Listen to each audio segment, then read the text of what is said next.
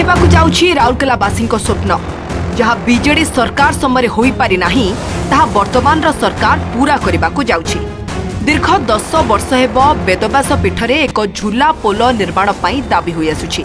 पूर्वतन विधायक दिलीप राय एथिपाई बहु बार चेष्टा भी करछन्ति। सुंदरगढ़ सांसद जुएल राम एथिपाई 9 कोटी टंका अनुदान देथिले, किंतु पूर्व सरकार को अनिच्छा पई एई टंका फेरी जाइछि। एबे किंतु राज्य सरकार आग्रह देखाइछन्ति, एथिपाई 80 कोटी टंका अनुदान दैछन्ति। आसंता 2 वर्ष भितरे झूला पोल काम सारिबाकू लक्ष्य रखा जाइछि।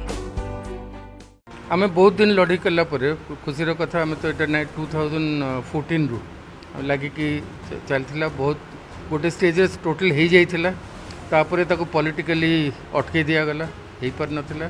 तापरे इमीडिएटली हम सरकार हैला पर फेरे लागिलो। बड़ खुशीर कथा जे आम वर्क्स मिनिस्टर संगे फर्स्ट मीटिंग है, चीफ मिनिस्टर संगे भी बसलु, तो फाइनली तांकर एटा सैंक्शन लेटर आस जाइछि जे झोला पोल काम हम। एटा 80 crore project by December Sudha Etah tender process आरंभ हो जावा कथा। तापरे समर नेक्स्ट ईयर कौन समय काम आरंभ। राज्य सरकार को वर्क्स डिपार्टमेंट एने सबुज संकेत दैछि, खूब शीघ्र काम आरंभ हेबो। एक्सपर्ट टीम आसी स्थान निरीक्षण करिवे। वेदव्यासर केउ स्थान रे झूला पोल निर्माण हेबो से नै ब्लू प्रिंट प्रस्तुत हेबो। राउरकेला अतिरिक्त जिलापाल कहछन्ती सरकार को पक्षरु चिठी आसीछि। 2 मास मध्यरे टेंडर प्रक्रिया सरिबो। केवल झूला पोल नुहे, वेदव्यास पीठ को किभली सौंदर्यकरण करि हेबो से नै योजना चलथिबा कहिछि जिला प्रशासन। दिन धरी से डिमांड थिला, ता अनुसार डिमांड ओडिशा सरकार को जाई थिला।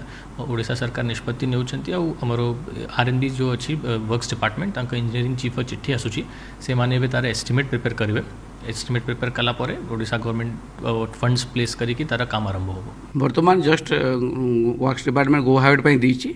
वर्तमान तापर आम टेंडर स्टेज हो, टेंडर मिनिमम 4 मास लगे, तापर 1.5 वर्ष मिनिमम लगे, टोटाल 2 वर्ष आपंकर नेक्स्ट धरिकी चलत। 370 मीटर जनरली हे, 14 फुट चौड़ारे हे। ओनली स्टेप आम लोक चली जावाई कर, ये कौन से बैक फैक हेबन, स्टेप हे जमी खाली लोक चलिकी जी।